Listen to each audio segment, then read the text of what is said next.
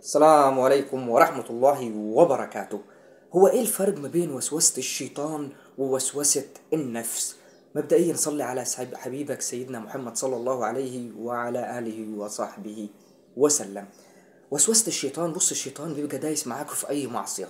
تبقى ماشي في الطريق كده يقول لك اشتم فلان، بص على فلانة، سب فلان، غيبة في فلان، نميمة في فلان، أي حاجة فيها معصية وهتخسرك ذنوب وتبعدك من ربنا، فالشيطان دايس معاك فيها أي شيء. طب النفس، وسوسة النفس أو النفس تحديدا بتبقى محددة على هدف معين أو معصية معين، كده بالبلدي ليها كيف معين في المعصية. يعني ربنا كنت بتكلم واحدة في الحرام وربنا تاب عليك، تيجي النفس بقى كل شوية تقول لك ايه؟ ما وحشتكش؟ طب ايه مش نفسك تكلمها؟ طب تعال نشوف صورتها، طب مش عارف ايه.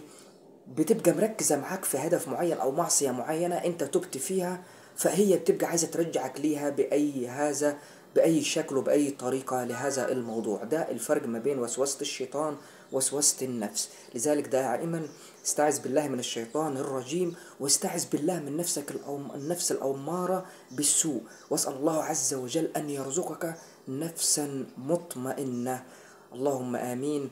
وما تنسوش زي ما بدأنا الفيديو زي ما نختمه بالصلاة على سيدنا النبي صلى الله عليه وعلى آله وصحبه وسلم.